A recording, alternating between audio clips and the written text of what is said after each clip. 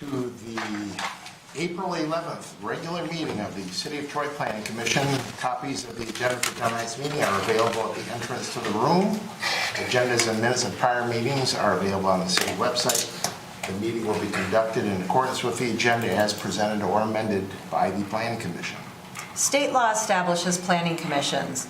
This planning commission is comprised of 9 residents appointed to serve our community. Members are appointed by the mayor and confirmed by city council. Other individuals participating in the meeting include representatives of the city's planning department, city attorney's office, and the city's planning consultant, Carlisle Wortman Associates. If you wish to address the Planning Commission, please come forward to the microphone if it's there's one lectern over there.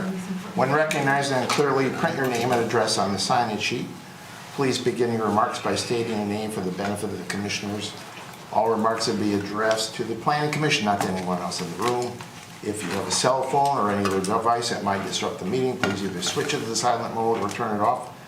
And I'll ask our temporary acting Planning Commission recording secretary to conduct the roll call. Ms. Malala-Helly. Here. Mr. Lambert. Here. Mr. Faison. Here. Mr. Kren. Here. Ms. Barakis. Here. Mr. Fox. Here. Mr. Tagle. Here. Mr. Bucher. Here. Quorum present. So next is approval of the agenda. Is there either a motion to approve the agenda or to make amendments to the agenda? I'll make a motion. All right, Ms. Second. Barakis, and seconded by Mr. Fox. Any discussion? We're ready for the roll call for the approval of the agenda. Mr. Buchner. Here. Yes. Ms. Malala-Helly. Yes. Mr. Lambert. Yes. Mr. Faison. Yes. Mr. Kren. Yes. Ms. Barakis. Yes. Mr. Fox. Yes. Mr. Tagle. Yes. All right, next is approval of the minutes from the March 14th meeting. Does anyone have any corrections to the minutes, or is there a motion to approve the minutes as submitted? I don't see any problems. Yeah. We'll let Mr. Buechner have the motion and Mr. Krent the second. Any discussion? We are ready for the roll call on approval of the minutes. Mr. Tagle. Yes. Mr. Buchner. Yes. Ms. Malala-Helly. Yes. Mr. Lambert. Yes. Mr. Faison. Yes. Mr. Kren. Yes. Ms. Barakis. Yes. Mr. Fox. Yes. Minutes are approved. Now we're on to public comment for items not on the agenda, and I don't see anyone from the public here, so I guess we will pass on that and go on to a presentation on the master plan by Mr. Carlisle, I would assume. Yes, thank you. Do you want to give any introductory comments, or? Yeah, we had like we do for every meeting, we meet with the chair and the vice chair, and the vice chair pointed out very astutely that there was no resolution in the packet for the master plan, and the reason for that is we're one community. We have a master plan that we look at. We have to look at every 5 years, and the communities there's a planning enabling act that requires that we have a master plan and we update it every 5 years, and there's a legal process for preparing a draft master plan and how the process for review and approval for the master plan. And it's pretty confusing, to be honest, and I didn't want there to be an impression that we provided the members with the packet on Thursday and we were expecting the members to approve the 300-page document on Tuesday. That I did not want anyone to even think that even though the resolution would have stated that we eventually want to seek to make a recommendation to release the document for review. So the planning enabling legislation requires that once the Planning Commission has put together a draft, that they make a recommendation to the legislative body, and the legislative body releases the document for public review. It goes to the county and it goes to all surrounding municipalities. It gives them 63 days, not 64 days, a minimum of 63 days to review the document and get any comments back to the community. This is a draft document. It's not ready statutorily, it's not ready for review. What we're hoping to get either tonight or in the very near future is a comfort level with the Planning Commission with this draft document that we can make a recommendation that council release it for the public review period. It'll give everyone at least 2 2 months to review it, think about it, come back, and we can discuss it at a meeting, numerous meetings, whatever the planning commission wants to do. But Ben's going to get into it a little bit, but I just wanted to kind of, so it's stated at least twice for those listening on TV. We're not looking to approve this document anytime soon. There's process before us. Mr. Chairman, can I piggyback on that? Yeah, sure. So I think the other, from the legal perspective, again, in terms of not feeling that this body has to be rushed into any decisions or recommendations, there may be questions or comments or discussion points that would involve some of the lawsuits that are pending. And so there might be an opportunity for this body to request a different forum to have a discussion in a closed session. So I don't want to encourage that, but I also want to make you all understand if you do have specific questions that that could be related to our lawsuits, there would be a different venue for us to discuss those. Okay. So if a member of the commission talks about something that's involved in a legal case right now, you're going to give us a timeout and say, we don't want to talk about that right now. Okay, thank you. All right, Mr. Carlisle. Thank you. Well, we're here. It's been a long time to get to this point, but I think I hope you're happy with the document, and I think it's a very good document. So when we started this process way back when, we all took a look at it both from a staff level as well as from the Planning Commission, and overall felt that the master plan as drafted was still applicable for the most part. There are some tweaks around the edges and stuff, but for the most part, it was still applicable. We didn't need to do a comprehensive rewrite of the master plan. However, the things that we did want to focus on was, one, a refresh of the look and layout to bring it just to make it look cleaner than what it currently exists.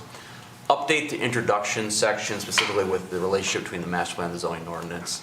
Update any outdated information in the documents as it had last been updated. But our primary effort was really focusing and reviewing the neighborhood nodes, and that included both the intent, a review node by node, and lastly, to provide some design concepts to best portray the vision that we're trying to achieve.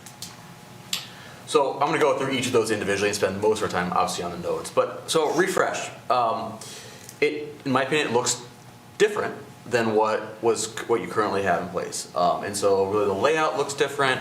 The font, text font looks different, and we kind of updated some of the pictures just to be more lively. And so I hope you appreciate and like the new layout that's put in place.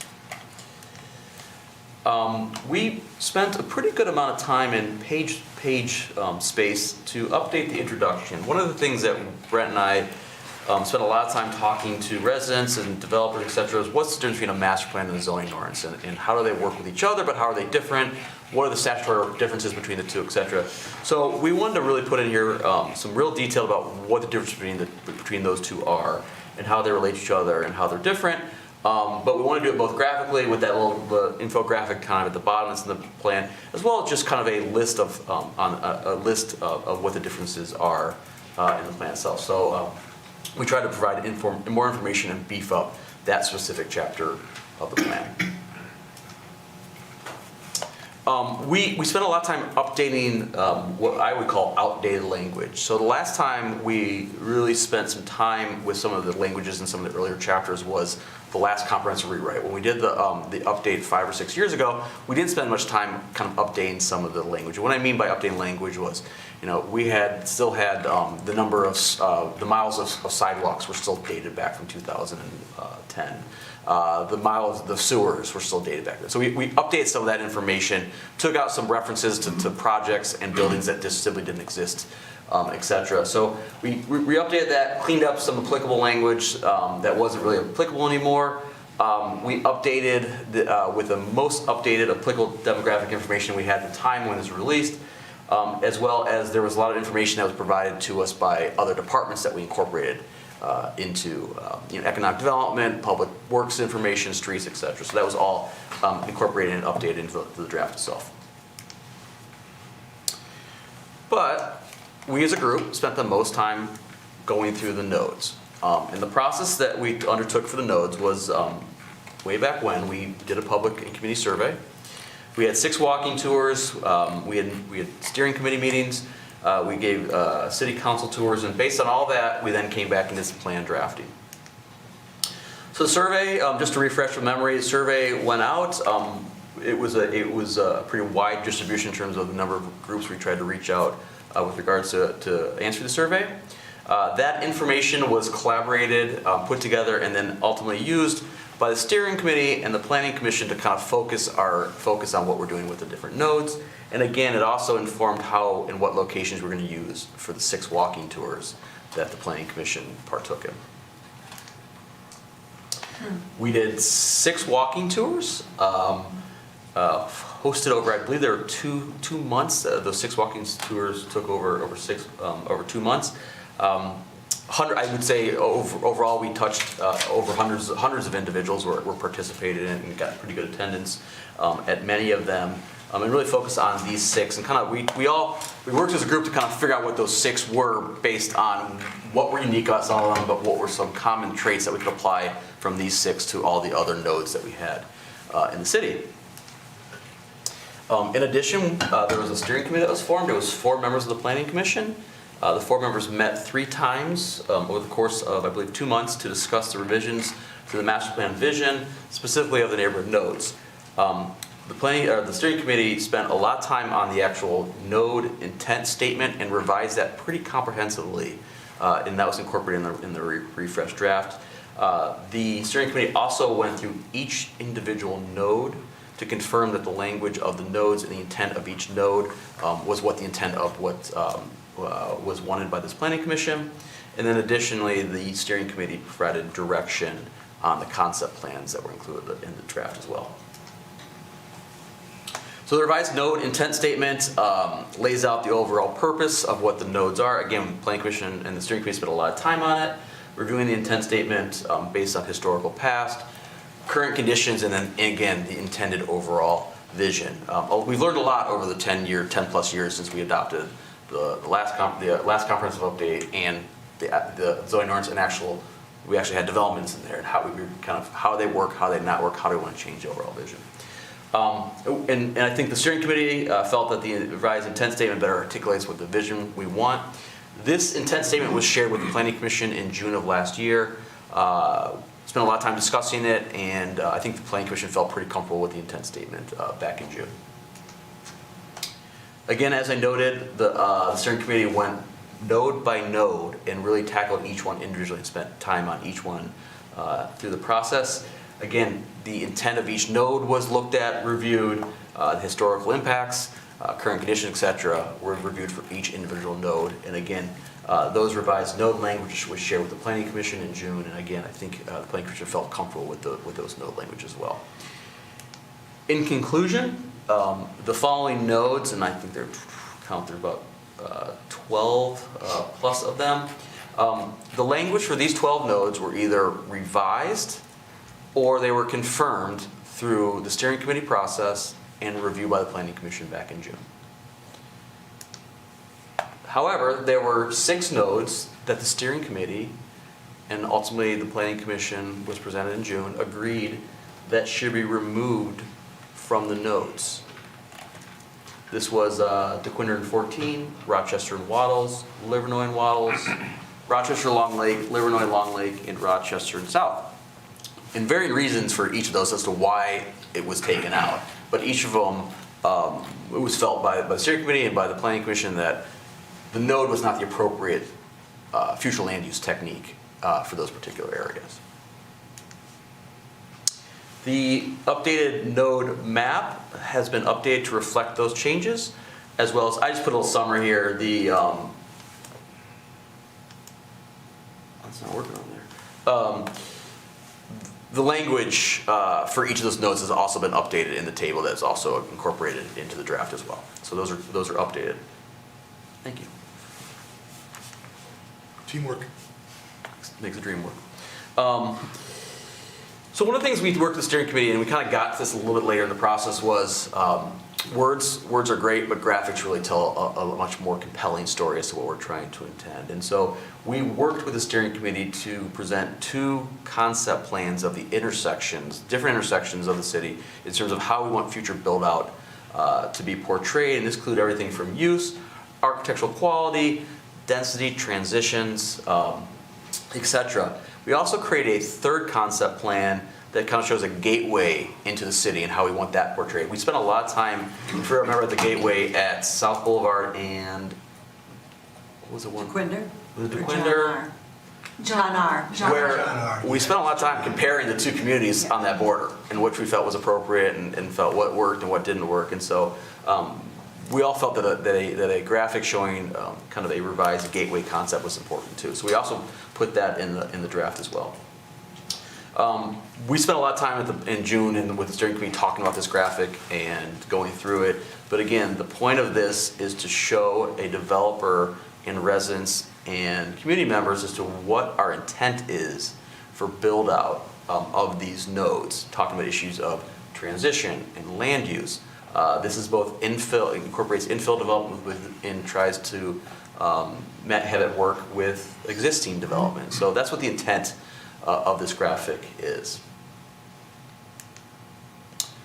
Similar to this graphic, it's also intended to show how redevelopment of an intersection would be with the buildings close to the street, parking behind, reducing impacts on adjacent properties.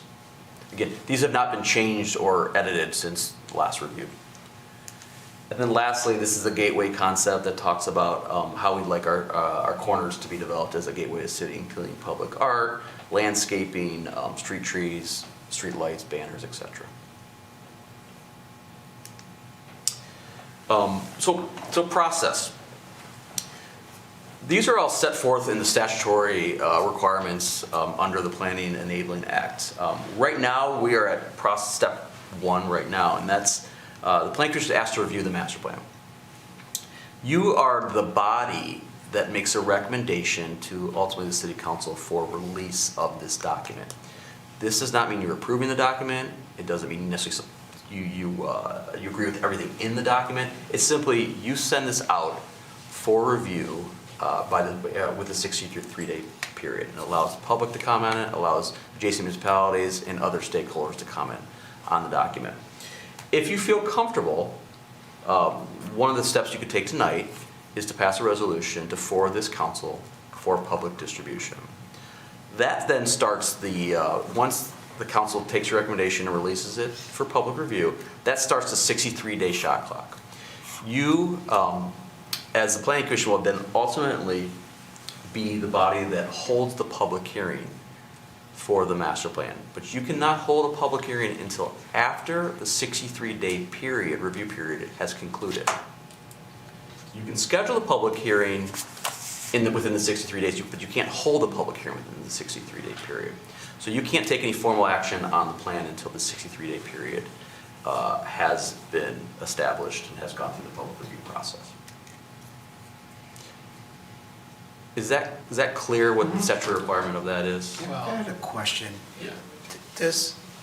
Do we get feedback within that 63-day period? You can get feedback at any point in the process. So you can get feedback within that 63-day period. You can also get feedback when you hold your own public hearing. You can get feedback at that But point that's too. after the... It's after 60-day period. But I just meant... So I was saying this earlier to the chairman and to the vice chairman. There's no statutory guidelines on this. All the statute says is you have to review this for public review for 63 days. Some communities want to get the draft out early and get more public, as part of the public review process to allow the public to comment on it prior to dotting every I and crossing every T in the document. So some communities release it at 90% complete draft. Some communities want everything buttoned up and they want everything, every checked marked, and so they make sure that they're comfortable with it 100% before it goes out for review. We mostly advise communities to feel pretty comfortable with releasing it, allowing the public to comment on it, even if they're with the idea, the consideration that you would still have an opportunity to edit it and review it and make changes to it within the 63-day period. What would happen is if we review it in that 60-day period, we can make some changes to it, and at the public hearing, we could show what those changes would be, and then also have discussion at that period at the public hearing process of it. Is there one public hearing? after the 63 days, or is Statutory requirement is one public hearing. That doesn't mean you can't have more than one public hearing, or you can have a public hearing, not take action on it that night, have another meeting, doesn't have to be a public hearing, but have another meeting and move it forward. There's no statutory, you have to have it approved within a certain time. You simply can't approve it within the 63-day period of the public review. But there's no requirement that you can't have multiple meetings after the 63-day period is done to work through some of the issues that may come up. Thank you. Go ahead, Mr. Fox. If the planning commission had a comfort level to make a recommendation to city council to release it for 63 days, that would give all the members of the planning commission at least 63 days to go over it with a fine tooth comb. And if we miss something, or a planning commission member or a majority of the planning commission thought, you know, we dropped the ball on this one policy, we should really look at this, we could significantly revise this document. There's nothing saying you can't. Okay, thank you. Well, I think this is kind of an answer. This doesn't need to be its own dedicated meeting. This can be on a regularly scheduled meeting of the planning commission, just one of the items, right? This doesn't need to be its own dedicated, separate. I just asked because it sounded like a lot of the walkthroughs were on separate days, so I didn't know if this also needed to be separate for the vote, so. I'm sorry. Can the vote on this happen during one of our normal planning commission meetings, our regularly scheduled? Which vote? A vote on to approve the master plan some time from now after 63 days, if. So I'll try to answer it, and if I don't answer it, Sure. stop. So, planning commission is a recommending body on the adoption of this plan. Yes. Statutorily, you are the body that holds the public hearing. So, let's just play this out. Let's say tonight you do recommend it for council release. It goes to council. Council releases it next 2 weeks, 3 weeks. Goes out. That's when the 63-day. Once it gets released by the city council, that's when the 63-day shot clock starts. Conclusion of the shot clock, we would schedule a public hearing. At that point, you hold the public hearing. At that night, you can either do two things. You can make a recommendation that it goes to city council for adoption, or you can postpone action and make revisions and whatever else you need, and then from that point, you can hold a meeting or 2 meetings, or whatever you need. But you are simply the body that makes a recommendation for the city council to release the document for review. You're the body that holds a public hearing, and you're the body that makes a recommendation to council for adoption. Okay, fantastic. And the Thank steps the council makes is they release it publicly for review, and they ultimately are the ones that approve the document. To clarify the state statute too, it's not a shot clock, it's a. I call it, okay, you're right. He's a basketball guy. It's a basketball. It's not a shot clock, it's an anti-shot clock. It's a, you can't adopt within 64 days. Or can't hold public For hearing. Ms. Dufresne there, so she. Yes, thank you. Can I ask a clarification or further clarification of this, Ben? Couple things that when Mr. Saviran was talking about. We have so many stakeholders in this whole process, including not just the developers, but also the residents and also people who are visiting our neighboring towns. The 63-day period, within that time period, we are also distributing copies to all those people who potentially will have a say in revising this document if they choose to revise it? Is that how it's going to be? So, there's a statutory requirement, and then there's, let me start with the statutory requirement. Under statutory requirement, there are certain bodies you have to release, you have to send out that for review. Utility companies, railroad companies, county, adjacent municipalities, et cetera. Okay. That's the minimum notification you have to do. Some communities go above and beyond and do notification of just particular stakeholder groups or residents or whoever it may be. That's a question that I can't answer for you. That's what this community wants to do. Chamber of Commerce? Chamber of Commerce, but I will note that within that 63-day period, anybody is welcome to review and comment on that document and submit comments for your consideration. So how's the public going to know? Now, we did a fair enough job of the survey and we tried to broadcast it in as much of media that's available to us. How is this going to be done? Well, it's gonna be a city council, it'll be a city council item and the agenda will be on the website. We'll make it available on the city website. Historically, we've made it available at the library. It'll be available at the planning commission counter. We can post notice at both entrances to City Hall, or all three entrances to City Hall. We're open to suggestions. Social media. Social media. Social media, Facebook. Social media, yep, Facebook, Twitter, et cetera. yeah. Next I mean, I think we did a pretty good job during the development of the draft, and you caught me a little bit flat-footed, but it'll be consistent with the efforts we made earlier. The goal is to inform people, Yes, yes, absolutely, yes. but you're gonna be underwhelmed with the response. Yeah, exactly. And just historically, it's a policy document. It's not it's not in anyone's backyard. It's a policy document, 300-page policy document. It doesn't stir the blood of people. That's what we found. But it's a visionary document. But people should be more interested in it. Yeah, But that's true. we found that historically they're not, because it's policy. I think we have 4 members on the commission, 3 of whom were here tonight, that went through it on the last go-through. Do you recall what kind of public input? I thought we Mr. Craig? also had it at the community center and the library. Yeah. That's right. Okay. Yep. And I did see high school students were also Oh, part of that's that. right. I think I would love to see that kind of involvement if possible. I know we are not revising the entire document. student members take it to the high school. Probably, yeah. We're open to suggestions. Yeah, the 63-day period, the intent is to reach out to many I'll use the term stakeholders, to allow for further comments. And then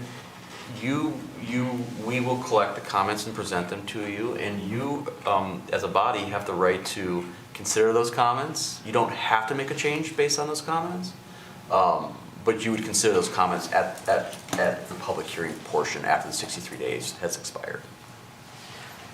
I'm talking just as a resident here.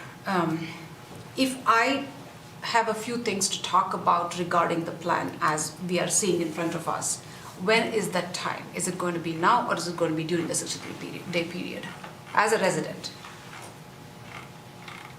As a resident? Well, I have some things that I want to talk about regarding the master plan. Is this the forum to talk, or should I also stick to the 63-day period? I'm just... You can do either one. What Ms. Parakis and I talked with Ben and Brent before the meeting was that we really have 2 options we can go with here. One is we can go ahead and release this to City Council for them to do their resolution to release it out, so we get that 63-day period started. And during that time period, each of us as commissioners can send comments over to Ben to be incorporated or to be part of the public record for our input. And the other alternative is we sit down for the next month and we each go through with a fine-tooth comb, and then at that time, if we're comfortable with it, then we start the 63-day period. So it's totally up to the majority what they want to do. A third option, Oh, it's okay. would be you could release it, and then you have a month, and the planning commission, we could meet in a month and talk about it in a month too, with any questions you have in between the 63-day period. There's no reason you couldn't do that too.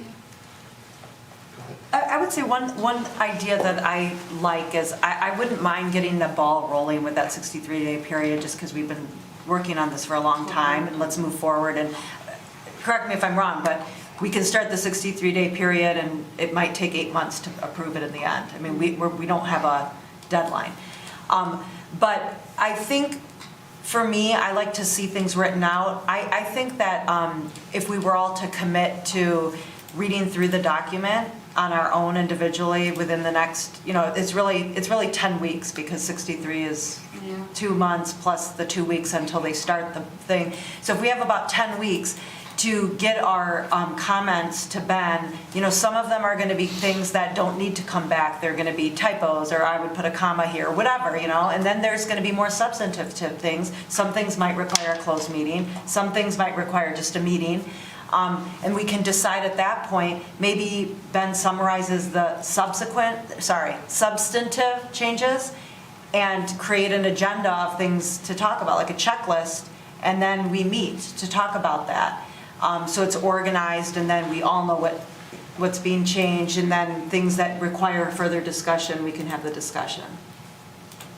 that would be my vote on how I'd like to see us I move like forward. that. I like the fine tooth comb thing because I want to really take really good look at it.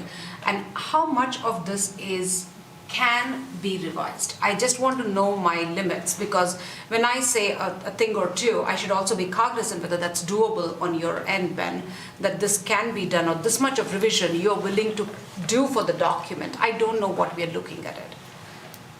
I mean, it's your document. So you're the ones who have to approve it. So ultimately, it's up to you in terms of what you feel comfortable and what you can. So you, in theory, you can amend anything you want. I will tell you, when we first took a look at it, we as a group felt it was in pretty good shape and didn't need to take a comprehensive look at it. So there were parts of it that we did not dive very deep into. Yeah. But I don't want you as a group, and again, it's a vote of 9, making a recommendation to council for a document you don't feel comfortable with. And so I want to make sure that we work through any issue that you have as part of the process. So it's hard for me to, don't worry about what our capabilities are. We work at the pleasure for you, and so we'll work with you to kind of address any concerns you may have with the document. Okay, good to know, thanks. Mr. Faison? One of the things, we started a while ago, so I can't remember kind of all the decision points, but I think at one point we talked about the entire master plan, right? And then at a point we got to, well, the nodes are the real issue that people are having and the rest of the plan is really not that much in good shape, as you said. Was that a result of the survey?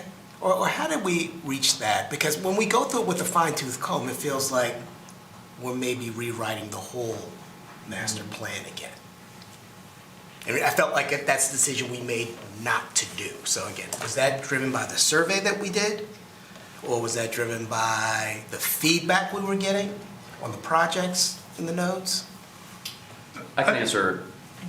You want to start? Yeah, I can answer from I think it started at a staff level. I think at a city management level too. I think we all work with this document pretty regularly.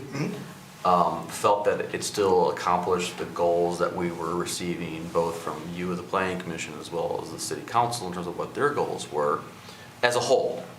And so we presented those initial findings to this group and said, we feel pretty comfortable with the document. Do you? And I think it was a discussion at the council or at the planning commission level. Noting that where we're getting the most friction through the development process is at the nodes, really. That's where we were getting the most friction.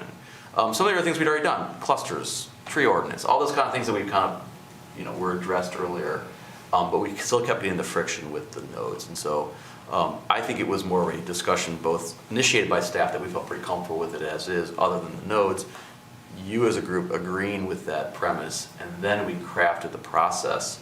And our scope for adoption was actually based on that discussion.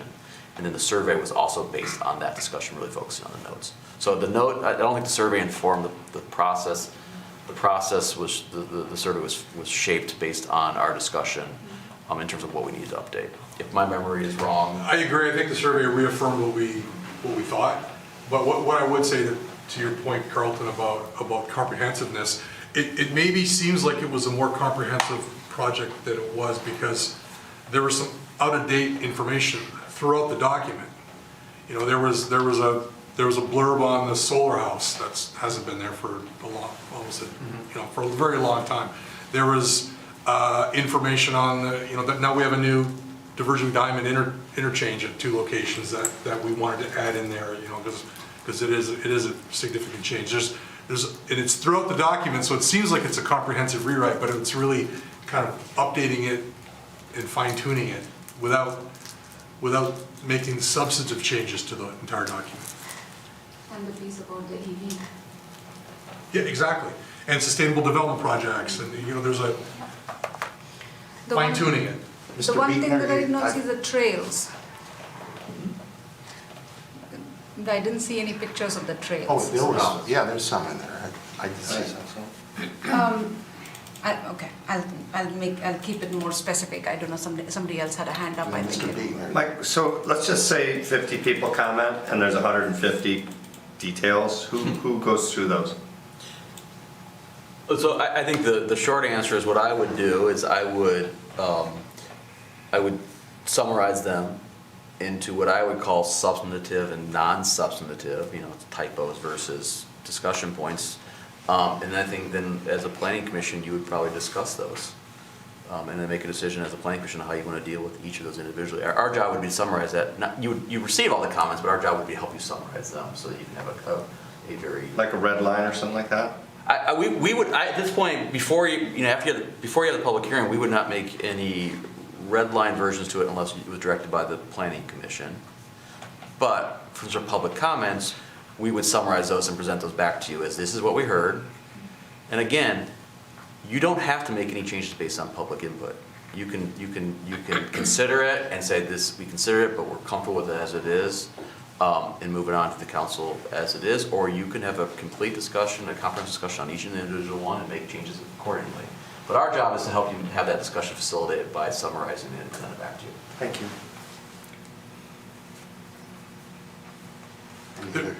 So theoretically, one of the trends in zoning right now nationally, it's some communities are doing this, eliminating single-family residential zoning, just eliminating it. If one of the members brought it to the table, I think we should eliminate single-family residential zoning, that's probably a discussion point. Yeah, probably, I would think. As an example, that's probably a discussion point versus page 6, paragraph 3, add a comment in the second sentence. That's something that we can take care of. Ms. Bernakis. I have a couple of just questions, like why are we saying Plan Troy 2040? Where did we come up with 2040? Because we started in 2020, I think, actually, and typically they're 20 years out, so 2040. Okay. Now we can move it to Plan 2043. No, that's fine. And then, we talked a lot of, many times on that census information, the 2020. Has that been received and incorporated?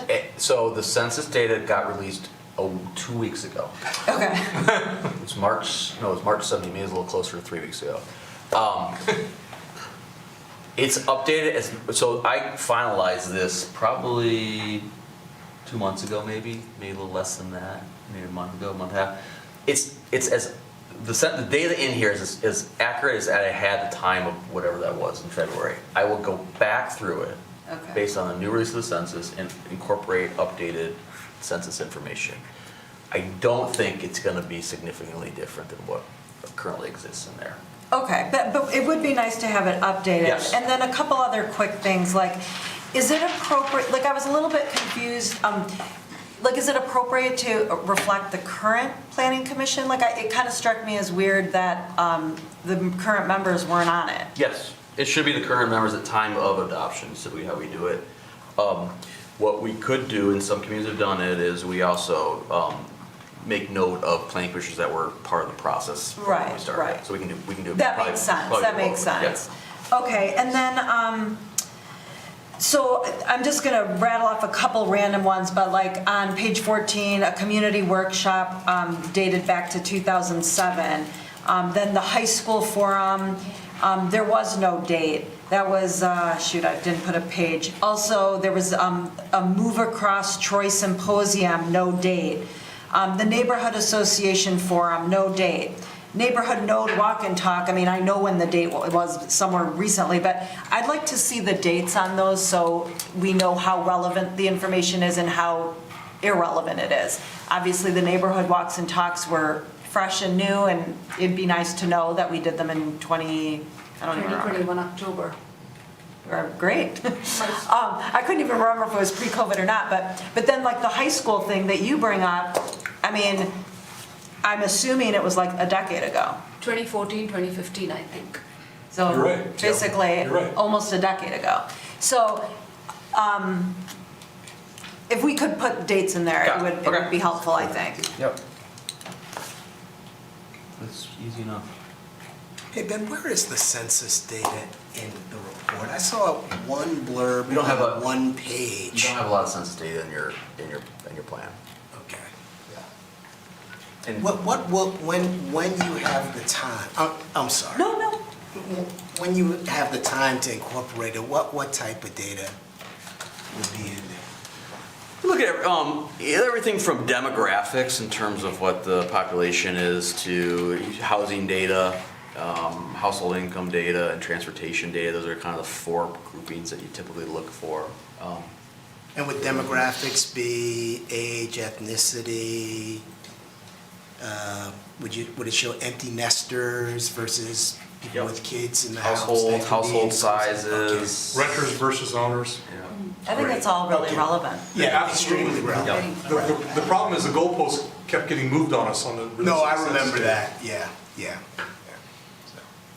Mr. Fox. Are we at the open question phase, Sure. like getting into the, okay. I had a question from the, shocker, I'm asked about the green section. There's a program that's referenced, it's a federal program, the acronym is LEEDS, the Leadership in Environmental Energy Design. I'm a little curious where that program came from. I tried to do some research on my own and I did find their website and I was trying to see like, because they have a tool that you can use to see different buildings in the communities. I couldn't find any communities in Troy that had successfully completed that application except for like a single Starbucks New. in one of the malls. It's new. I had a It's customer in new? today, he mentioned it, and he said they're trying it in Royal Oak, and it would be brand new in Royal Oak. Of the I had a customer- program? I had a customer in this morning, and he was saying, he went into it in deep depth. K9 is lead. I can think of at least 3 LEED certified buildings. in So town. I The don't- event building is. The Bank of LEED America, certified, right? Well, so I don't know, because They I can certainly see, advertise it. when you look on the portal, when you look on the tool, you can see the Bank of America building. It does not list on the website that it has completed the application, it just lists that it submitted the application. So I don't know, like the Starbucks that I found was the only one that had the little seal on it that implied that it had been complete. A Starbucks in Troy? Yeah, it was like the Starbucks, either it was Somerset or Oakland malls, it was inside one of the malls, and it said that. I pulled it up, I can pull it up after the meeting or another time and send the link to you guys, but that, for the tool that I found, that is the only building I could find that had it completed. So, just in relation to the master plan, Sure. what I guess, yeah. The question I have is I don't really know a lot about the program, and from what I'm seeing, I'm a little confused as to, like the master plan references Bank of America completed it, and I'm fully willing to believe that Bank of America did. I just couldn't find any documentation via their website about that. So I guess I was just having, like, if a program has issues, I don't know if we want to put it into the plan, so that's kind of where I'm question marking it, as if it's an issue with like their website having errors, or if you get what I mean? I don't want a resident to see that program, be like, oh, I'm very excited, I'm gonna look this up, see all these buildings in Troy, and then they kind of find what I did, which is like a lot of applications, but nobody completing it. You want the information in the document to be correct. And that's the Yeah. So that's, I guess, the question is like, where did that program come from? What's the background behind getting it in? Because I love the idea, I love the concept, but I would like to just know a little more of where Are you it came still from. lead AP? No, I dropped it. It's good. You know what lead? Well, one of the thoughts I might have is that, I don't know how long Bank of America's owned that building. There's a good chance that the previous owner went through the program. It's a very extensive program. It not only requires applications and fees, but it requires monitoring years after the fact that the building is occupied and up and running. So I don't know where, do you really get the certification whether you're gold or platinum or silver? So I just don't, on that particular building, I don't know if Bank of America, if they were a participant, but they bought a building that went through the process, do they feel like, they could say this is a LEED certified building, or maybe they never close the loop on it, because it's very time consuming and very expensive. Usually, only the big companies will pursue this if it helps in presenting them to their market. So a lot of international, world level companies will do this just because it will advance their cause or advance their, what they do. So, But just a background, LEED is universally accepted, I mean, it's the accepted green building rating system. It's done by the U.S. Green Building Council, and so it is an accepted standard for green buildings. Okay. And so you talk to any design professional, LEED, everyone knows what LEED really is, so it's pretty well known. and there are others coming out. There are others going out and just question about was LEED appropriate or not. But to your point, we'll just go back and look at the lead section to make sure that the information in there is accurate. I appreciate it, thank you. There's been, in my time at Troy, there's been 3 buildings Okay. that have been certified or recertified, through additions or improvements. The Kresge Foundation Yeah.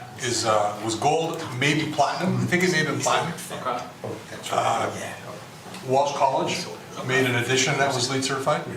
And the Canine Club, a kennel, dog daycare kennel. On Maple? Road. You actually you got a lot. You I have live down the road. Bank of America is Troy. Also, maybe Troy, I'm misunderstanding Birmingham, the tool, because you're on the same tool that I am. Troy, I don't- Birmingham International Modal Transit Center, Microsoft in Somerset, Troy Museum is lead certified, Starbucks in Oakland Mall. So there's a lot. I can try to follow up. There's a Microsoft is not in this. They got solar collectors near the forest. Okay, I can try to follow up offline, because when I was looking through the. Fifth Third Bank, I can see, I'd like to see how many points they got from Gucci store, Kresge Foundation headquarters, so well, there's. the Starbucks that got certified had 22 points out of the possible 80 from the bit, like from how I looked in there. So, okay, fantastic, thank you for following up on that. I will, I was just gonna say, along those lines, I mean, if you had mentioned that maybe there's some newer, more modern, I mean, I don't know if modern is the right word, Yeah, but it's not the right word, but yeah, Okay. they're a newer. newer implementations and But standards. there's a and- standard, a well-building standard, and it goes well beyond just the physical plant. It talks about the healthiness of employees, it gets into the air quality, it gets into a lot, it's a broader program. It's a lot newer. So maybe we should be thinking about modernizing that language. I think we have a committee of, aren't some people in this room on the new committee? Sustainability Committee.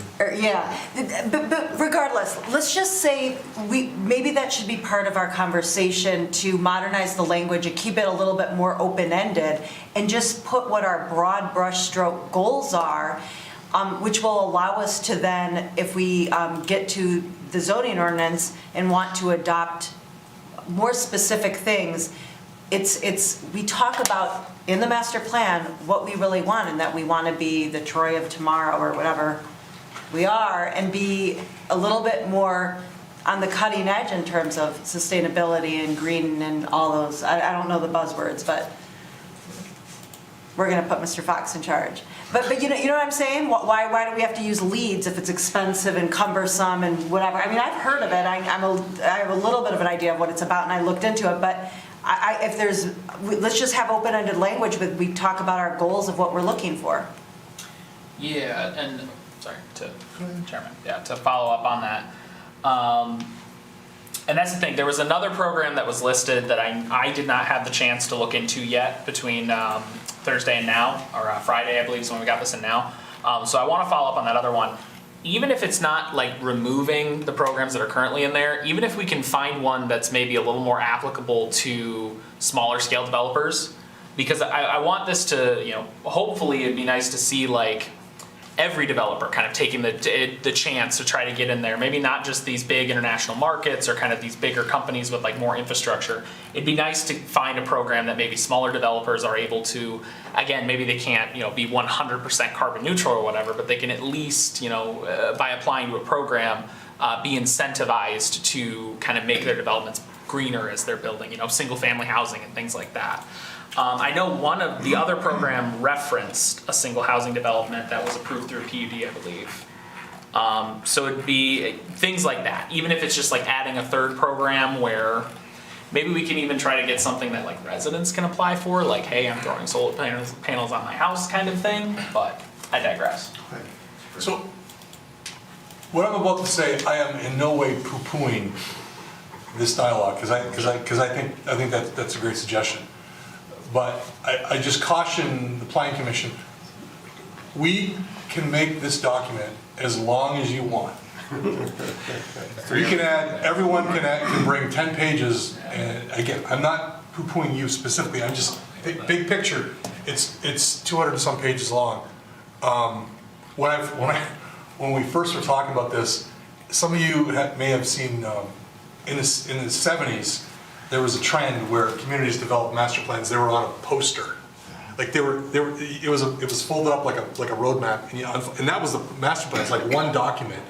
And I think I may have mentioned it to Ben, like, one of these years we should do a really bare bones one, go opposite. A poster plan. Yeah, do a poster plan. We didn't want to do that because I think the narrative plan that we have, I'm very proud of it. I think we did a really good job, and I wanted to kind of keep that. So I totally agree with your input on that specific topic. But I'm just, for moving forward, we can add and add and add. It's going to get longer, more difficult, more cumbersome. Just keep that in the back of your mind.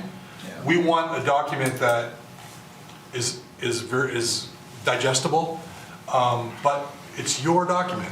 It's your document. I guess to follow up on that, something popped into my head is the fact, I think we want to concentrate on the notes because that's probably the highest public item that's in there that people care about. But won't we be revisiting this plan in 2 more years anyway? So we're going to have to, are you supposed to go look every 5 years at it, or how does that schedule go? The clock will, correct me if I'm wrong, the clock will start ticking the moment City Council adopts this document. Once you start it, the intent to plan, then you have as long as you need to adopt the plan. Once you adopt the plan, then the clock starts again. Because otherwise we'd just be in a constant state. Go ahead.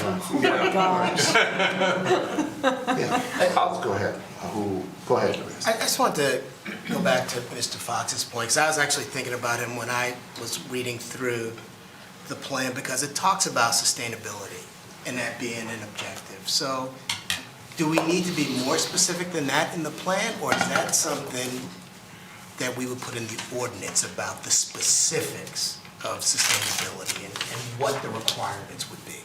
This is a policy document, and it's implemented through zoning. So if you really, if we want to make hay with sustainability, we have to implement law to force developers to. So we have to have that discussion we talked about with council or whatever, and go through that process of changing the ordinance. And eventually, so that's what I think the better path is.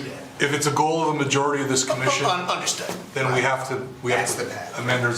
So we get through the master plan process, and there's pretty good language in there now. But if we want to strengthen it, we absolutely can and we will. But ultimately, we have to implement it through zoning.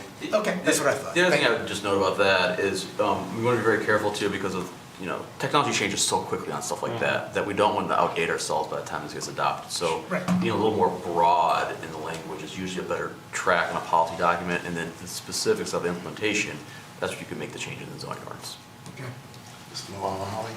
So I just want to talk about the fact that our survey of the residents told us that they are very much for green space and maintaining it, increasing it, all of those things, which we have incorporated in the master plan under Parks and Recreation for sure. But I think this being our vision document for the city, for the city of tomorrow and for the next 20 years, I'd like to see some miles mentioned in terms of how many miles of trails we have. And when I earlier mentioned about the fact that I don't see a map, and correct me if I'm wrong, if I missed that page, that is, I do see the 2 visuals, but I don't see a map, the maps of the trails. What I mean to say is, if this is what the residents wanted, this is what we want to tell them and show it to them. Hey, look, we have done it. And I'm sure the city council will want that, because that's going to be a great pitch for them as well. So how many miles of trails do we have? Speaks volumes about how Troy is increasing its green space as we see developments coming up, because that's one of the contention points for some of our residents, right? So I would like to see something like that in the master plan. So I hear exactly what you're saying, and I agree that it's important to keep up to date on where we are in terms of recreational facilities. But I think in this case, this is somewhat like technology is changing every day. So are Parks and Recreation priorities and improvements. And what Troy does is we have a 5-year Parks and Recreation plan that we update every 5 years. And we get very, very specific in terms of what facilities are in each park. There's a barrier-free analysis that's mandated by the state for every park. There's our priorities, specifically regarding trails, has changed over the years, and the Parks and Recreation plan has done a very nice job of kind of keeping up with that. And that's the document that is kept up to date regarding Parks and Recreation planning. We can certainly try to get as accurate as we can in this document, but remember, this is a land use policy document. It's not a specific Parks and Recreation document. I'm not poo-pooing what you're saying. But the Parks and Recreation plan is a more detailed document that will really drill down in terms of the miles and what our goals are. And I think it's very important to generally explain what we have, what our opportunities are, what we have in terms of facilities and whatnot, but reference the Parks and Recreation plan and inform people that is another important document that's part of the story. Okay, so again, this is a land use policy, not a specific Parks and Recreation plan, but we still have to get it right. I'd encourage everyone to look at the Park and Recreation plan. It was just actually pretty recently adopted. It's a really good, plan. Yeah, you'll appreciate There's that. a lot of detail about those types of things that you're talking about. Would the Planning Commission like me to send you a link to the Yeah. document? Yes, please. Sure. Yeah. Mr. Tagle, did you want to go? Then I'll go to Mr. Krent. Well, I was just going to say that, and it's been said, this is a policy document. I think we can make reference to the goals of being sustainable, but to your point, Mr. Fox, in today's market, developers are doing a lot of things that are sustainable that aren't necessarily in black and white or required by law or building codes. So it's like, if they're not doing that, they're not going to sell whatever they're trying to sell, whether it's homes or commercial buildings or not. So, because these programs are just onerous and expensive, like the LEED certification. I can tell you, we do things in our office, we've been doing it for 10 years. Now, we could get points, but owners aren't gonna pay for this, so it's like, I think the encouragement aspect is really important. But I also just want you to know it's happening. It's so out there, and everybody wants to get one up on the competition. So we're gonna, our development has this in it. It'll save you, monthly utility bills or whatever it might be. So just FYI, but I think from a policy standpoint, we can be encouraging. We can notify or identify the buildings that have accomplished the certifications, but there are a lot of other opportunities in the process that will also call into play. I mean, just the Michigan Energy Code, for example, for buildings.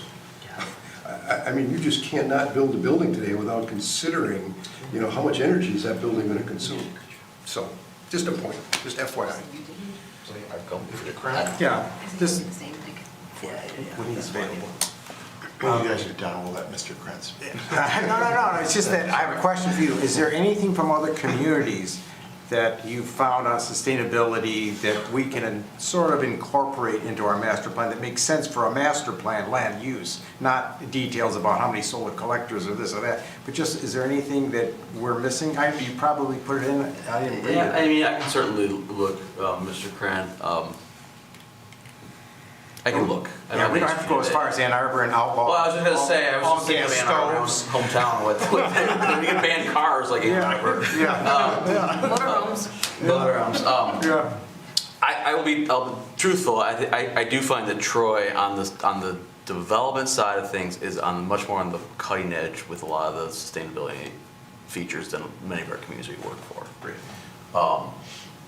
No, that doesn't relate necessarily to the master plan, but your point's well taken. I'll take a look at some other stuff. Okay, just to see if it could be it's a master plan item. I don't want to get into a sustainability thing, because that's not the master plan. But just something that relates to our master plan that could fit in, Yep. that would be enough. And one other thing I want to make a point.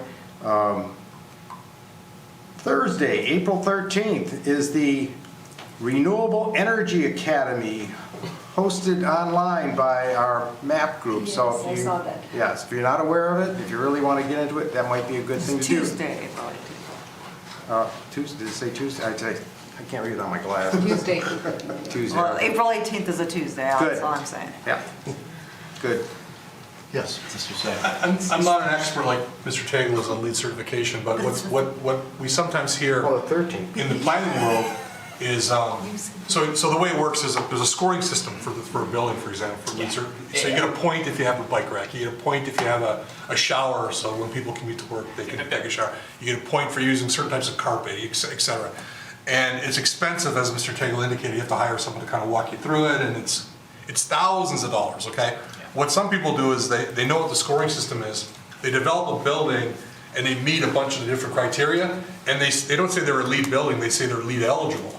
Yeah. So they could be LEED certified if they really wanted to, but they're LEED eligible, and they've got so many points. So it's a kind of a cheaper way, but it doesn't mean anything, but it meets the spirit, and they do a lot of great things, but they just don't go through the process. Progress, not perfection. But actually, one thing I do want to point out is I'm a really big fan of this current document and the sheer volume of different programs that it lists from different communities. I mean, they list the program in Texas where they're like partnering to make it easier during permitting, I believe. A ton of like really cool, unique programs that other communities have brought in that you have the enforcement element, but then you also have the incentive element where you're like streamlining certain permit applications. I'm a really big fan of a lot of the specifics in this document and a lot of the examples pulled from other communities. So that's one thing I just want to throw out there is I love a lot of those programs, and I'd love to see, as this progresses, evolves, eventually hopefully gets adopted by the city council, that maybe being something where we can look at other communities and see about encouraging the city of Troy to kind of adopt and like move in those kind of directions as well. So really a compliment on the document and all of those who've been working on it is the fact that I really like a lot of the programs that are mentioned. And I'd love to see them brought here in some version that makes sense for Troy. Ms. Dufresne. Thank you, Mr. Chairman. Before you scolded me and Mr. Carlisle for talking over, he was patting himself on the back for the layout. Apparently, this company also did the parks document that he mentioned. And I'm wondering if there's a way, Mr. Carlisle, that you can make this document more interactive with like links, and so that, because it's going to be online. I mean, obviously you can't do that in a hard document, but so you can, like Ms. Mulahali pointed out, if you can link to the trail document from the master plan and then vice versa. I mean, because then it is an impressive document. I don't know if there's a way to do hyperlinks in there and make it even more interactive. And then you don't have to worry so much about how long the document is, because you can just click to the sections that you want. Do we own Adobe Pro? I'm pretty sure that's what you need to. Yeah. So we usually use this special website software where it lays out and it kind of reads more like a book, and that's how and so I think we'll do the same for the master plan. And so certainly where we can, we'll hyperlink as much as possible to other documents as part of the process. But we didn't want to do it at this point until we actually have No, it makes a sense. plan in Right. place. But I think that would alleviate some of it, not alleviate, but it's to Ms. Mulahali's point, Yes. like, the master plan references the trails, okay, where are the trails? Oh, well, here, you look and there's the whole. Anyway. Thank you, Mr. Chairman. I would And never the job- scold you, so. And a job well done on mentioning the missing middle. I think that will promote our community and the people who want to develop within our community as to what our Troy City residents feel strongly that we are missing this kind of development. So that's a good job there that you captured that for the future. That's been in there for years, hasn't it? Well, It's not new. We added some stuff. I don't think it wasn't so much detail from the Oh, really? Okay. compared to the previous one. Because Yes. here I do see the latest graphic that has also been brought in. So I Really? thought I liked it. I thought it would look familiar. Any more questions or any inclinations on the part of the commission on what direction you'd like to take? Yes. Ms. I'll Perez. propose a resolution that we recommend, Oh, wait. You can go right to that. I think, or That's probably what you're looking at. yeah, I was gonna say that I would recommend that we pass, I resolve that we recommend to the city council to release the master plan for the 63-day public review period. Is there a second? It's been seconded by Mr. Beekner. Any discussion or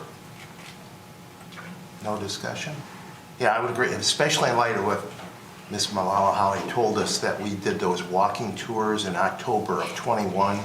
I'd like to see us get out as soon as possible, and we can go look through it and get our revisions to Mr. Carlisle, and so if there's no further discussion, I guess we're ready for the roll call. Ms. Ferrand, oh, Mr. Just to that point, and I think you covered it, so then for us, then it's review the document in more detail and then share one-off Yep. our feedback. And if you feel with staff. that Yeah. we need to have a meeting to discuss, more significant parts of it, then we can ask Mr. We Savin to want to put that on the eliminate agenda. single-family. All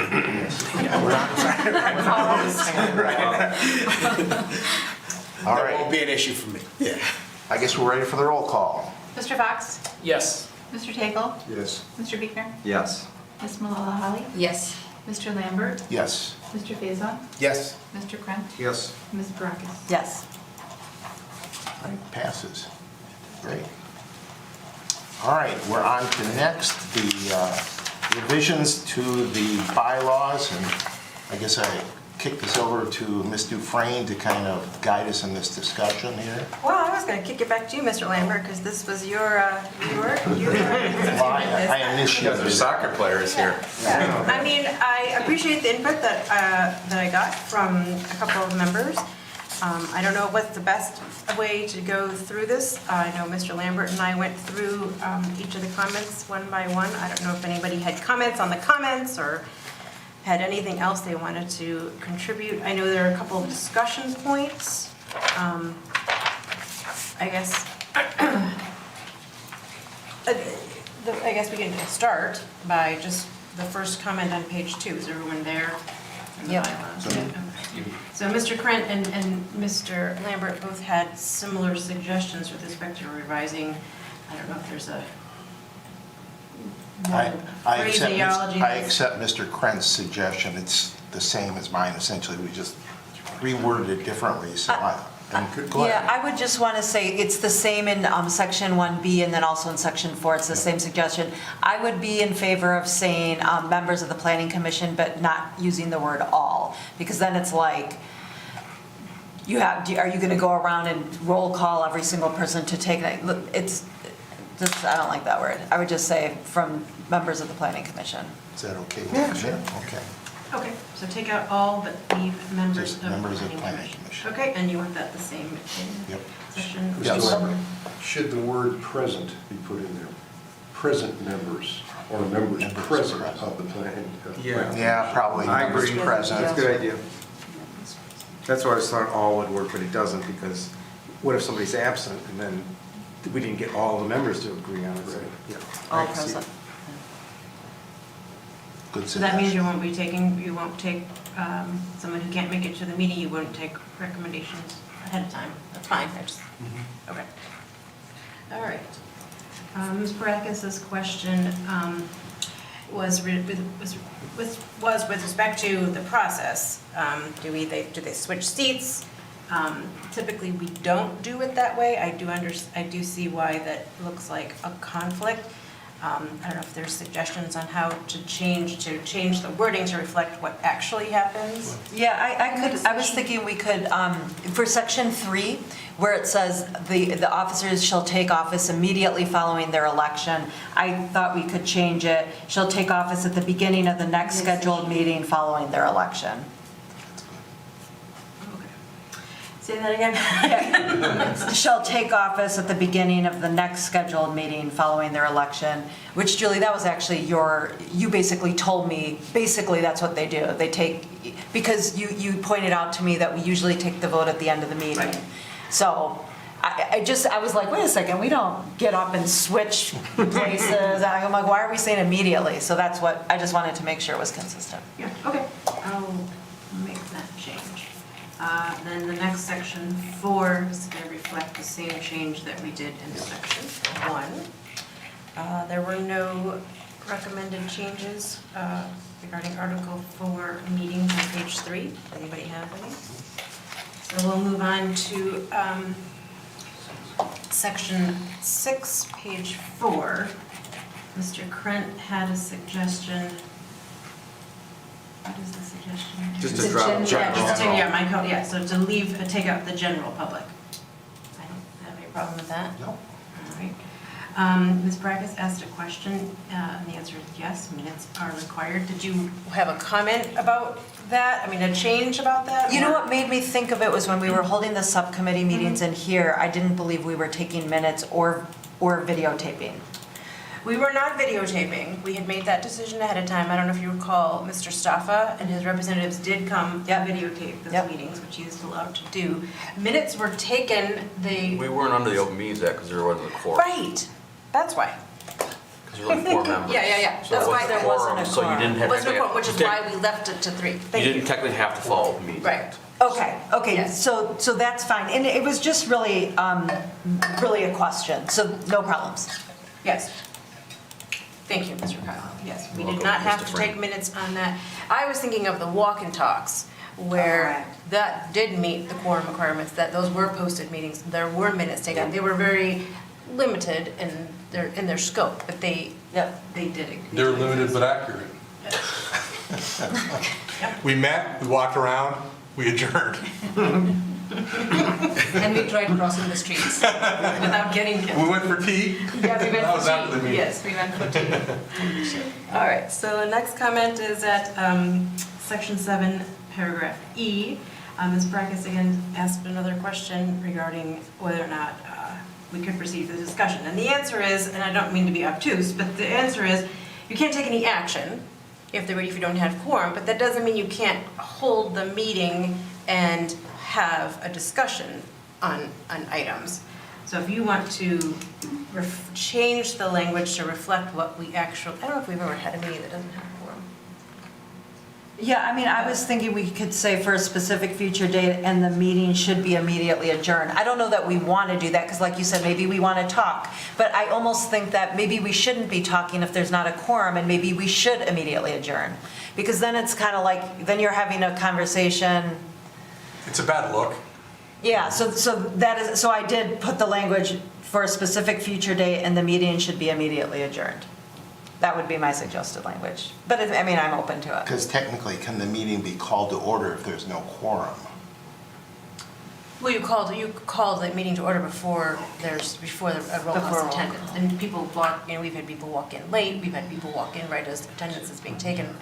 I guess a random question that I have is how does, if there was like a scheduled public hearing for an item, how would that work? Like, let's say there's a scheduled public hearing on some kind of amendment and something happens and we don't need a quorum that day. Well, that's why we would need to immediately adjourn. Yeah. To a specific So, date. so the public hearing wouldn't be able to happen, okay, Correct. thank you. All right, so Now we're on to disagreements. I'll make sure I make those changes from Ms. Baracus. Right, so Mr. Lambert wants to flip-flop D and H with respect to public comments for items on the agenda versus public items not on the agenda. I don't have a strong disagreement. I don't know if you want to talk through the reasons as to why. I'll give 2 reasons. Go ahead. One is kind of to copy the way city council does their agenda. They do public hearings first, and if there are any, and then they go on to members of the public who would like to comment on an item on the agenda, so that goes on after public hearings. And then they wait till the end of the meeting, or later on into the meeting, to allow comments from the public on items not on the agenda. You brought up a good point, which we would have to struggle with, and that is, what if somebody wants to come to the meeting and talk about an item that's not on the agenda, but it's like a 3-hour-long meeting? Do we want to force a member of the public to wait 3 hours to talk on an item that's not on the agenda? The only solution I had to that was, let's allow public comments for items on or off the agenda at the beginning of the meeting. I was Something about like to that. say, we just put a slash and say on or off the agenda, and they are more than welcome to use the forum. You know, I want to bring up this point. The school board does items on the agenda first and not on the agenda second. So the last school board meeting, a ton of people showed up to talk about something that wasn't on the agenda. And they asked for the item to be moved because the chair, I believe, which is my next comment, has the ability to move things around on the agenda, and they did not, and they made all those people sit through a 3-hour meeting in order to talk, and it was almost a power play. So, I think that we can, I'm open to that, but it's, you know, if we're allowed to change the order, shouldn't we provide language in there that says that we can, that we're allowed to change the order, and who's allowed? Is it the chair who makes that decision on his own? Like, let's say 500 people show up, 100 people show up at a meeting for something not on the agenda. It's hard to get our job done when there's all these people in the audience who are waiting for the end. So if you can move it up, maybe the discretion is all we need. I don't know. I know we have in the past moved items up on the agenda when it was, like there was an item on there later on the agenda where there was a lot of public input, and so we moved it up. But usually we've done it based upon a vote of the entire commission rather than just giving the chair that discretion, so I'm open to either one, so. Mr. Dufresne, like, what's the rule on that? Do Well, we you're have to guided by your bylaws, and like you said, right now, there's nothing in the bylaws that gives anyone, To move it permission around. to move things around. We've done it, and when it makes sense, and, we're not trying to hide or obfuscate anything or keep anyone from speaking, where it makes sense. I'd have a little bit more heartburn if we're going to just kind of arbitrarily, okay, well, this meeting, we're going to have it items on the agenda, and then the next meeting, we're going to have it first that the meeting's not on the agenda. And that's why, the order of business is in your bylaws, and that's what we should be following. So, if I could go back to your comment about having it a slash on or not on, my concern is our meetings are already long enough on many nights. So if we give people the, 2 bites at the apple to come up and talk about items that are on the agenda, I just don't want people taking advantage of you guys, of our time. So I guess that would be my concern. Well, we could easily just say public comments and just leave it right there so that whatever people want to speak on. Sorry.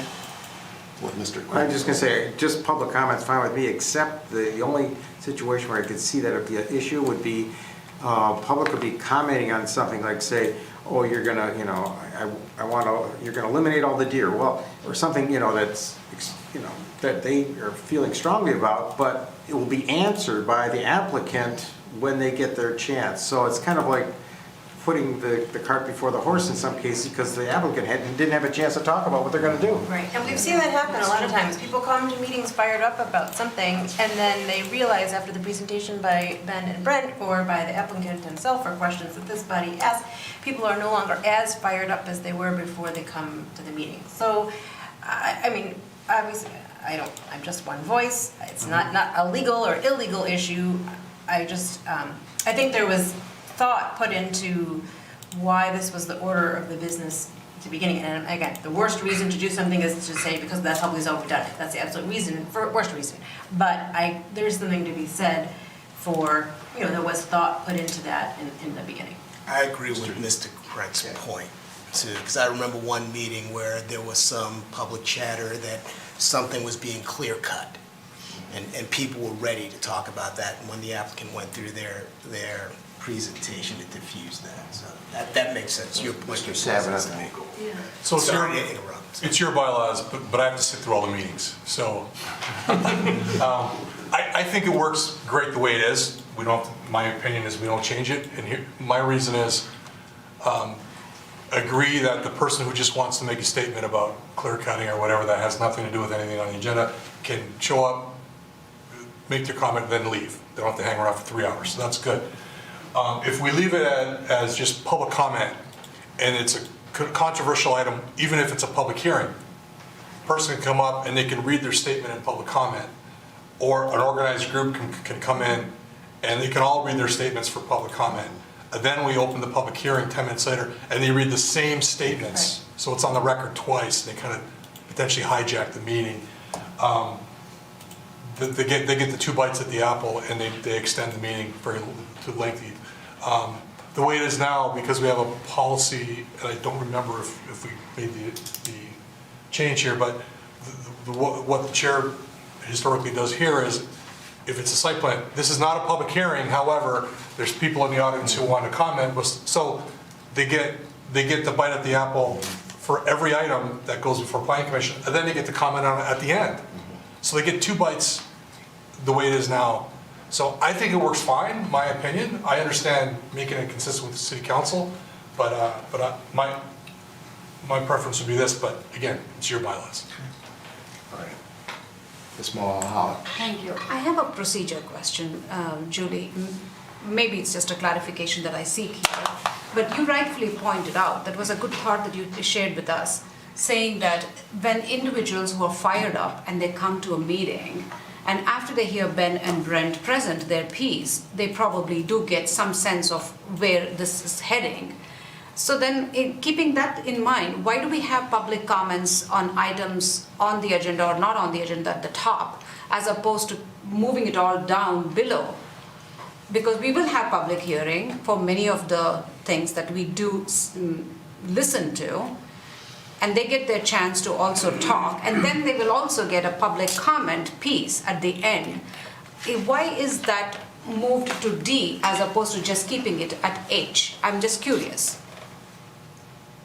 Well, I think it's for the reasons that we're discussing. So we don't have to, this body doesn't have to permit someone to speak if something isn't a public hearing.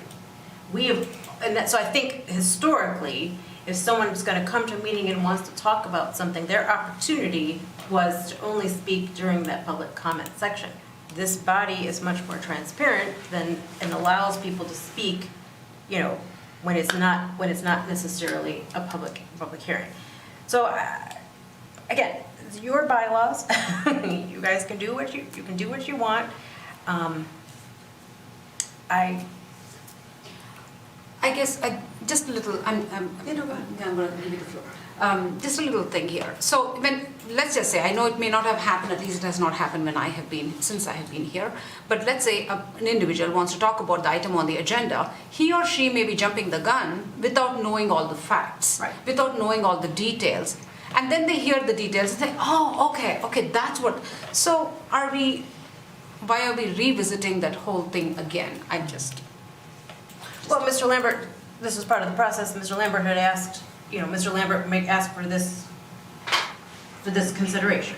Sure. So this wasn't my suggestion. This was a conversation. Sure. No, I understand. Yeah.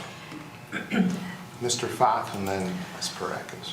Yeah, I just want to say, I definitely understand the point of asking the question about whether or not we would switch it, but I will say that I'm in favor of leaving the items not on the agenda at the front, simply because, to me, if a resident's coming to speak on something that's not on the agenda, they are someone who cares about a particular topic and they just want the chance to kind of air their piece about that topic, and then maybe just want to get on their way.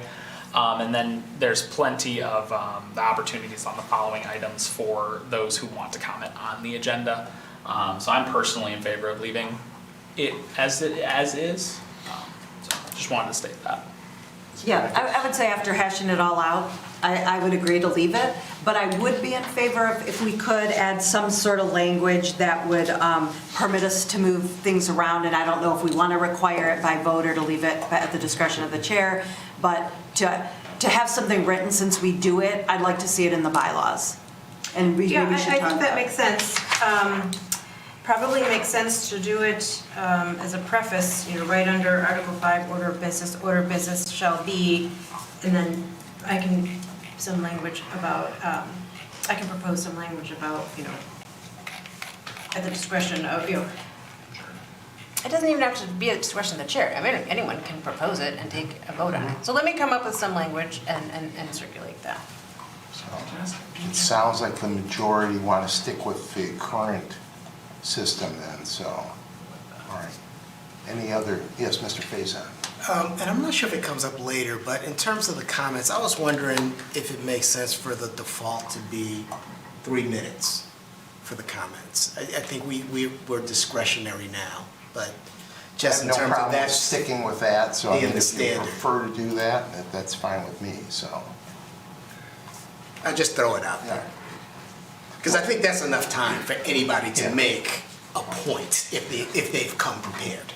Yeah, usually when I've given people latitude on the times, a lot, I'd say 90% of the time, I think they don't have enough stuff to fill up that time that they were hoping to speak in, so sometimes a 3-minute limit gets people to get right to the point. And again, I just said, just so that it's consistent, it's upfront, it sets the expectation. But it's not a major issue for me. I think that comes up later. I think that was, Okay, then maybe I saw it in there. Yeah, I think it's in here somewhere. yeah, it is. It's in section 5 of Article 7, and we haven't gotten to Article 7. I haven't Okay. done that part yet, so we won't mess around at all with the order of business, except Ms. Dufresne's gonna write up something that will refer to how to rearrange items on the agenda. Okay, All right. I'll let you go back to the, The next comment again from Ms. Parekis in Article 7, Section 3, she wants it to be a presentation by the city attorney's office if it's a zoning text amendment. And I disagree with this only because it's very rare that our office will initiate something like that. The Adam text amendment was, I mean, extremely unique. I mean, one time in 40 years, I mean, The which text amendment? Adam. The what places of worship. Places of worship. The one that stemmed from the Adam lawsuit. Mr. Chair? yes. So in hindsight, the memo should have been crafted differently, and the presentation should have leaned in more to the judge's order, and if I could do it all over again, it would have been different.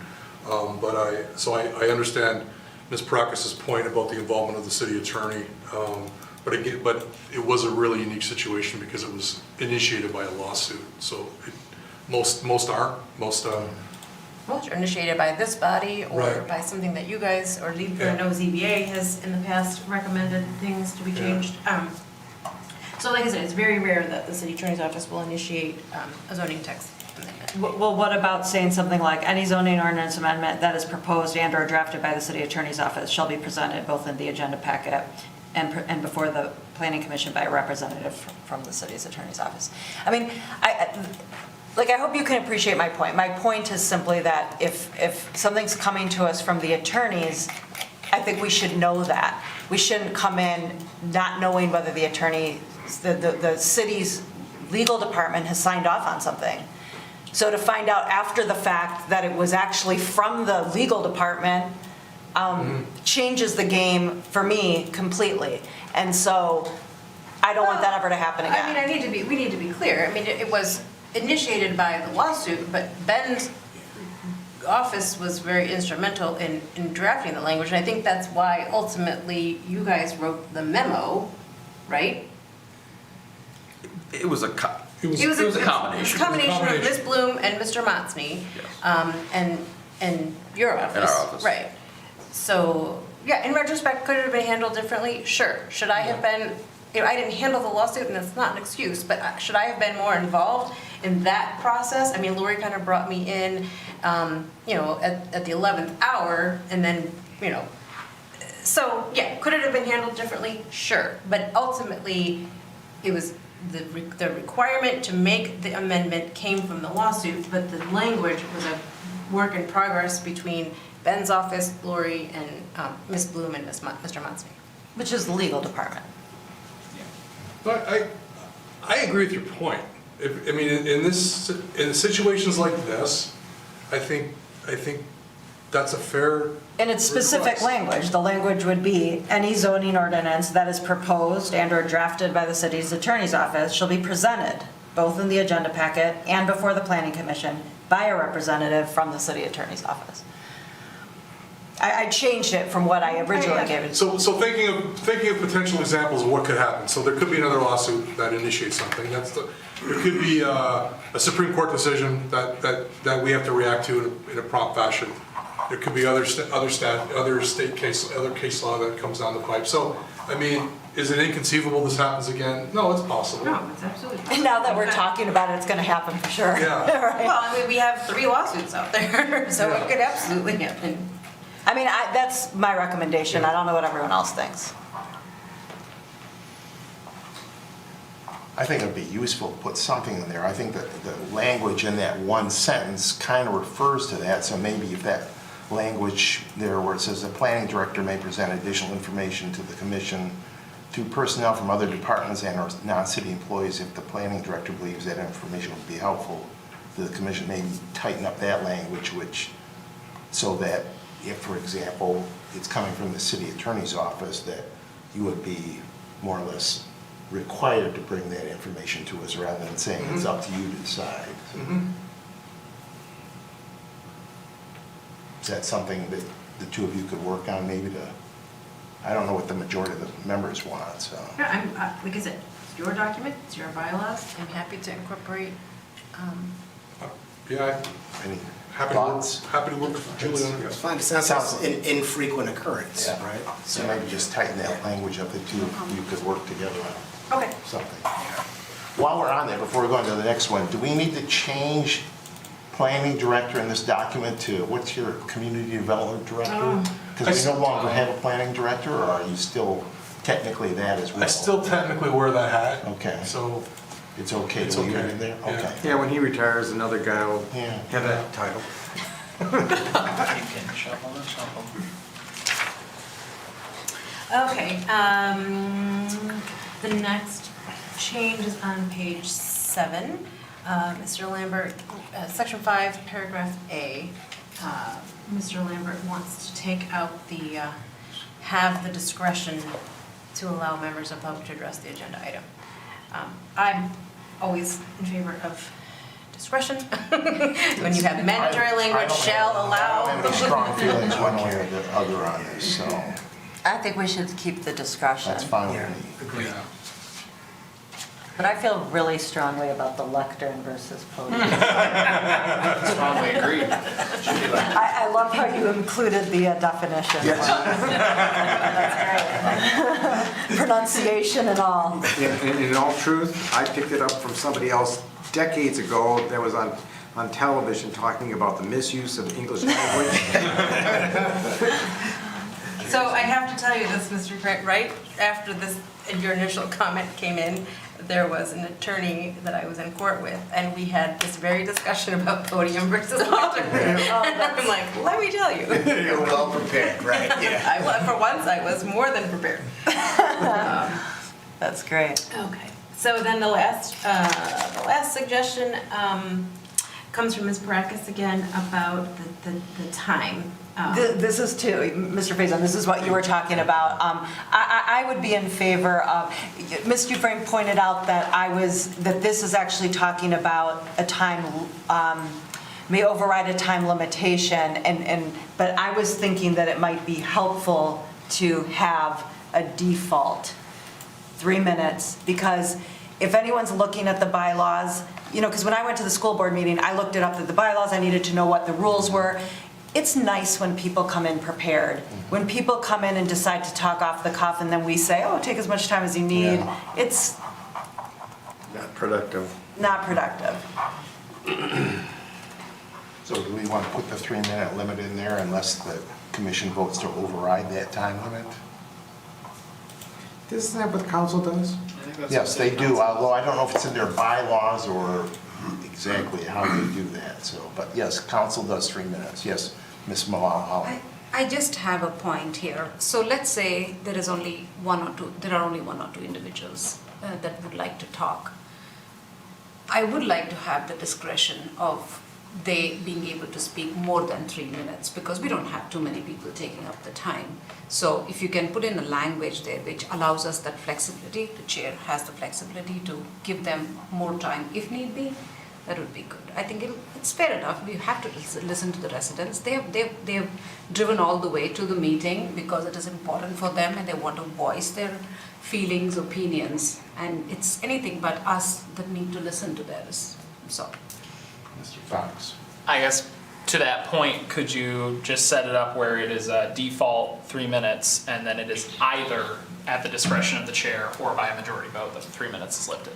So the rules of procedure are actually such that you need to waive the requirements. For city council? Right. Correct, that's what I So I don't think it's at the discretion of the chair is appropriate. I don't think that's appropriate. I think it's more appropriate that, to seek a waiver of the rules. I understand your point, but then I get heartburn about, well, we gave this person in this meeting 6 minutes, and then we give this person when we had allowed people 3 minutes. So I'd rather be consistent, and then on a case-by-case basis, let this body determine if there's a reason to waive the 3-minute rule. If you can't say what you need to say in 3 minutes, most, you know what I mean? Whatever. Yeah, no, speaking personally, I'd rather have it that the commission makes that decision. Right. And I'm sure whoever holds this position, either in the past or in the future, prefers that as well, so. Right. And You could be giving your friends the 6 minutes, That's right, and then your yeah. enemies, Minute and a half, that's all you get. Well, I also brought up the point of are we going to allow people to assign their time? But Ms. Malala-Hali, I've been on the other side where I came to speak, and I could have used more than 3 minutes. And a lot of times when there's a really controversial and important issue, even if you're very well prepared, it would be helpful to have more than 3 minutes. So then when you see someone else come into another meeting and they're just talking and they're given, it's pretty infuriating. It should be fair across the board, and you have to figure it out. You got to figure out how to say it in 3 minutes. Now, there are times when I think, when I was on the other side, that we allowed people to assign their time. So that's been controversial because City Council really hasn't embraced that process. We did it at this body once, and I think ZBA did it. I don't know who was on the board at the time. Was it you or Mr. Sadek? Anyways. It was, I know in the planning commission, we did it, and I would never do it. So, right, so I don't know how I don't know if we want to leave the document, the bylaws silent on that issue, and again, on a case-by-case basis, when someone like Mr. Boskowski comes to the podium, lectern, and asks, Mr. Savra. Yeah, my thoughts are, it drove me nuts when someone's like, okay, I get 3, but I get his 3 and her 3 and her 3. That drives me nuts. But I think it is reasonable. If you have an organized HOA, for example, where you have a spokesperson, and the spokesperson says, I represent all these people here, and some of them are uncomfortable talking, and some of them are just here to support, but I've got more than 3 minutes, but if you give me more time, I think, Mr. Chairman, I can do it in 10 minutes. All these people here aren't going to speak. And I've got to, that seems to me reasonable. Yeah. Versus, raise your hands, okay, 3 + 3 + 3, that drives me nuts. But I think it was effective though, and when Mr. Boskowski, I think it was at the ZBA meeting, he did that, and he had the people who he was speaking on behalf of stand up, and it wasn't like we counted all the 3 minutes, but it was a visual representation, and then we also were like, okay, well, that person stood up, so that person better not go to the podium. So again, I don't know if it's necessary to document in the bylaws, that specific doesn't happen all that often. But there is precedent for it, and I do know that City Council has not embraced it. Mr. Fox? I mean, just going back to a comment you said earlier about we're suspending the rules, or however it was worded, where it was waiving. It sounds like, if we just put in like a 3-minute requirement, and then it sounds like as long as the majority of us agree, we can kind of do whatever we want. Like if we suddenly decide we want to do deferring your time, we can just all vote and agree to do that. So I don't know if it needs to be written down when it kind of seems like we have, by virtue of 5 of us deciding something, we can't just kind of do whatever all of these great systems we're discussing. What's the general consensus? I would be in favor of putting a 3-minute time limit and then just be silent on the assigning, and we'll have the discretion to waive the 3 minutes and/or make up some rules as we go. Yeah, I thought in the past we just kind of had hand raised if we want to. You've asked, can we give this person another minute? Everybody raise their hand. Okay, fine, give them another minute. Are we okay if I say 3 minutes or less, so that people don't feel Yes. like I have to use all 30 minutes? Okay. A reasonable time up to 3 minutes. Fantastic. One quick thought about that. People that really have a big document they want to read through, they can submit it ahead of time in an email to the department, and we can have that ahead of time. That's easy enough. But to take up commission time during a meeting with 10 minutes of stuff that we could have read ahead of time. It just, it's not productive. So, yeah, we don't need to put that in the bylaws, but I'm just saying if someone wants to, include pictures and all the other stuff, just send it to the And department. I think, Brent, you suggest that to people. I mean, when they call ahead of time and people will say, oh, I have this flash drive with information on it, and I think you suggest, hey, if you give it to me ahead of time, I'll distribute it ahead of time. And I think people do. That works. So I think that's the, That's it. that's the end of the comments. So I will marshal those last couple of things, and then we can vote on it after things sort of in final form. Great, Does that thank work? you. Yeah, thank you. Thank you for all of your comments and participation. And then we will move on to public comment for items on the agenda. No one from the public is here, so I guess we can skip that part. Planning Commission comment. Why don't we let Mr. Savant go to give us an update on last night's city council meeting? Yeah, last night's city council meeting, city council, you'll remember Estates at Eckford, 26-unit, one-family cluster development. The planning commission made, recommended approval of it by a vote of 7-1 in late February, and city council unanimously denied the application last night, 7-0. So it's dead. And I should note, just for the record, it was actually, there's a public hearing that was scheduled for March 20th. That planning, we have a policy, it's not a state law or any ordinance, but we have a policy for items that require a planning commission public hearing and then go to council, that we also have a public hearing, and we did not notify.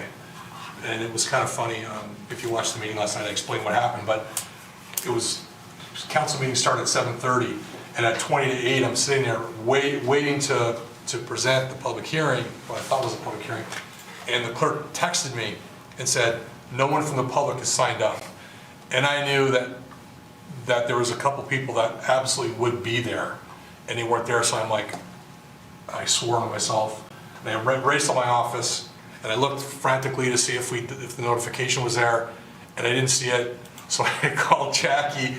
She was at Costco, and thankfully she answered the phone, and she's like, well, look here, it's not there. And she's like, oh no, and I'm like, calm down, Jackie, it's okay. And then I ran back, and I talked to the clerk, and they're like, I checked the board here, and I did all these frantic things in like 5 minutes, and realized we didn't notify. So the expectation of the public is we notify. So I had to go to the podium and basically say, explain what happened, and say, we have to Another time. We have to work this out another time. So they didn't take any action, and I went just before I went to the lectern. Joe Maniaci was not there from Mondrian, but his engineer was, and I said, this is what's happening, and he said, he's on vacation, and he was thinking of asking you to postpone this item. Works out. Until the first meeting in April. And it's like, Perfect. So he's okay with it, the residents are gonna be informed, council, everything, so it worked out, we got lucky, it worked out, but we created some checks and balances to make sure it doesn't happen again, but that was a 10-minute panic situation that we had to deal with, but. Well, you handle it well until. Well, thank you. Hopefully you were wearing tennis shoes then. May I ask some clarification? So the PUD was denied by city council, which? It wasn't a PUD, it was a one-family cluster Sorry, the development. cluster development, that was denied. And then what is the item that you're referencing that had to be delayed? That's the same one. Same one. Same one. It was delayed a couple weeks ago, Gotcha. and then last night they finally got to it. Yep. Thank you. Mr. Savana, can you speak briefly about if there are any ramifications with respect to the retention, detention, regional detention time? Oh, I don't expect there's gonna be any, because as council talked about last night, so it's 7.62 acres. I believe Mondrian owns it outright, or certainly wants to develop it, so they still have the right to come back. They can come back with a revised cluster development application, come back before this board with a revised application.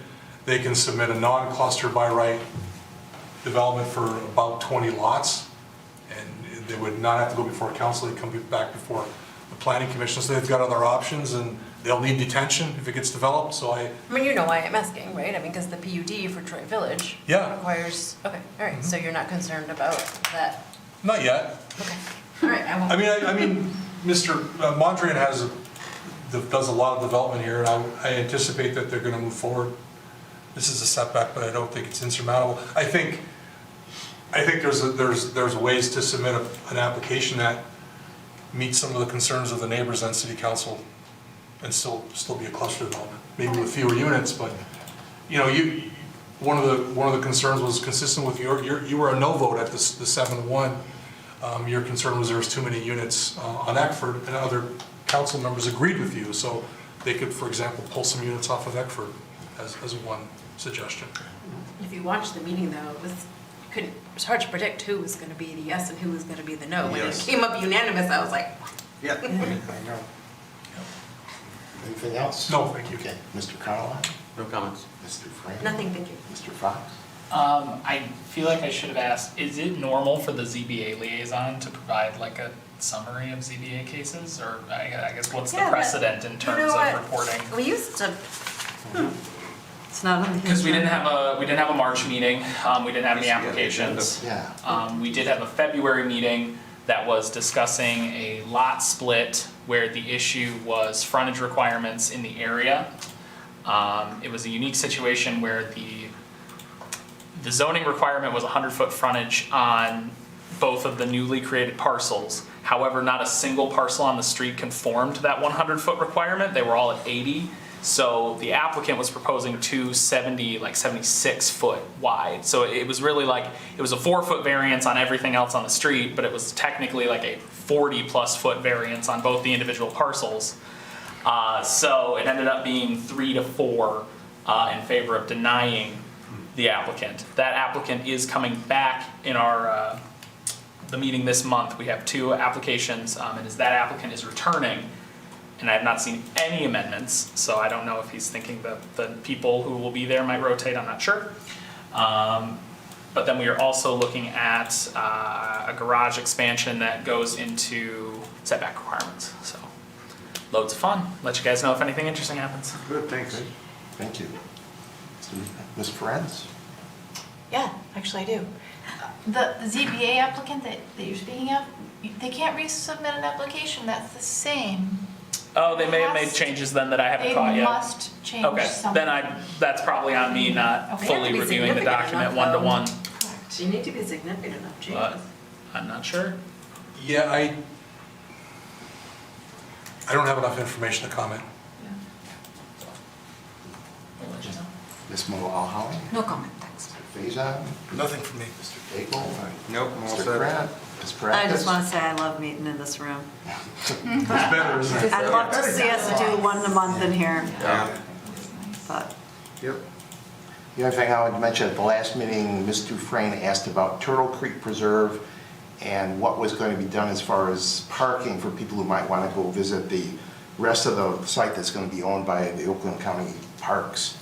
They apparently are going to be trying to purchase a home that's right next to Evanswood Church to turn that into a parking lot. So I think they've talked to you about that, or at least they said they've kind of had some conversations with you about it, so. Kind of, sort of, but it was, they came with all these different options. We could buy this, or we could buy that, or we could not buy this, we could use the church property. So, yeah, it was one of 6 different things they were kind of kicking the tires on.